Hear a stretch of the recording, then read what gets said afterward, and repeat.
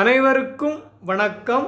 இந்த வீடியோவில் நம்ம எதை பற்றி பார்க்க போகிறோன்னா, தென்னையை தாக்கும் தென்னை சிவப்பு கூனுண்டை எப்படி கட்டுப்படுத்துறது அப்படிங்கிறத இந்த வீடியோவில் முழு செய்முறையாக பார்க்க போகிறோம்.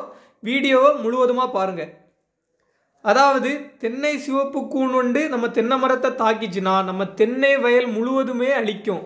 அதாவது தென்னை சிவப்பு கூனுண்டு நம்ம மரத்தை தாக்கியிருந்தனா என்னென்ன அறிகுறிகள்லாம் தோன்றும் அப்படிங்கிறத நான் முதல்ல சொல்கிறேன். அதாவது இளஞ்சிவப்பு நிறத்தில் சாறுகள் வடியும். அப்படியும் இல்லைனா நம்ம அதாவது தண்டு பகுதியில் நம்ம காதை வச்சு கேட்டோம்னா டிக் டிக் டிக் அப்படின்னு சத்தம் கேட்கும். அப்படியும் இல்லைனா நம்ம தண்டு பகுதியை நம்ம தட்டி பார்த்தோன்னா மரத்தில் வேற கூடு தான் இருக்குமே தவிர வேறு ஒன்றுமே இருக்காது. இதெல்லாம் தான் தென்னை சிவப்பு கூனுண்டுகள் தாக்கியிருந்தனா அறிகுறிகள். இந்த 3 அறிகுறிகள் மட்டும்தான் தென்படும். வேறு பூச்சியும் நம்ம பார்க்க முடியாது. நம்ம கண்ணால் தென்னை சிவப்பு கூனுண்டையும் உள்ளாடி இருக்கிறத பார்க்க முடியாது. வெட்டி பார்த்தா அங்கே மிகப்பெரிய ஃபேமிலியாக இருப்பாங்க, ஒரு குடும்பமாகவே இருப்பாங்க.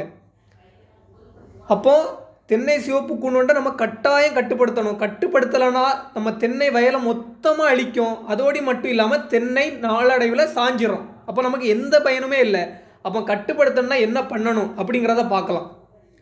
அதாவது தென்னை மரத்திலிருந்து 3 அடி தூரம் தள்ளி குழிகள் எடுக்கணும்.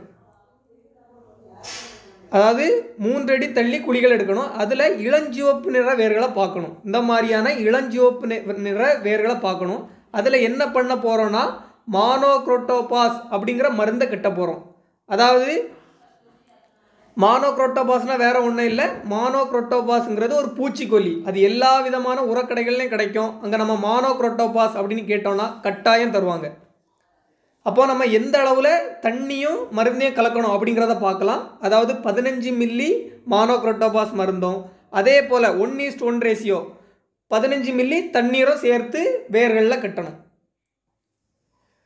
அடுத்தது ஒரு முக்கிய குறிப்பு, நம்ம இளஞ்சிவப்பு நிற வேர்களை எடுத்திருப்போம். அந்த வேர்களை நம்ம சாய்வாக வெட்டணும். ஒரு பக்கம் சாய்வாக வெட்டணும். அப்போ வெட்டும்போது நம்ம கத்தியோ அல்லது பிளேடுகளோ வச்சுருப்போம். அப்போ அது எப்படி இருக்கணும்னா தூய்மையாக இருக்கணும். எந்த விதமான துரு எதுவுமே பிடிச்சிருக்கக்கூடாது. துரு பிடிச்ச கத்தியோ பிளேடோ வச்சு நம்ம வெட்டினோன்னா அந்த வேர் அந்த மருந்தை உறிஞ்சாது.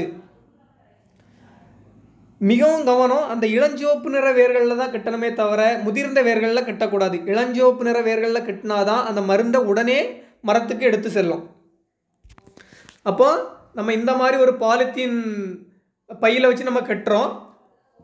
அதாவது நல்லா டைட்டாக கட்டணும். எல்லா இடத்துலையும் வேறு நம்ம அடிப்பகுதி வர விட முடியாத இடத்துல நம்ம என்ன பண்ணணும்னா இந்த மாதிரி நல்லா டைட்டாக கட்டி தலைகீழாக அப்படியே அந்த இதை பாக்கெட்டை கமத்தி வச்சிடணும். அப்போ வேர் உறிஞ்சி எடுத்துறோம், முழுவதுமாக உறிஞ்சி எடுத்துறோம்.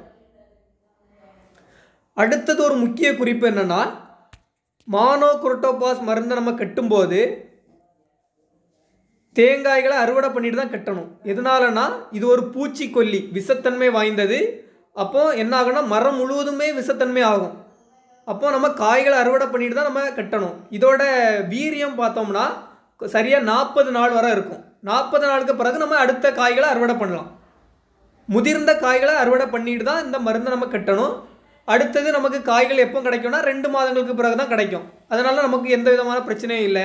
இந்த மானோக்ரோட்டோபாஸ் மருந்தை வேரில் கட்டி தென்னை சிவப்பு கூனுண்டை முழுவதுமாக ஒழிக்க வாழ்த்துக்கள். நன்றி, வணக்கம்.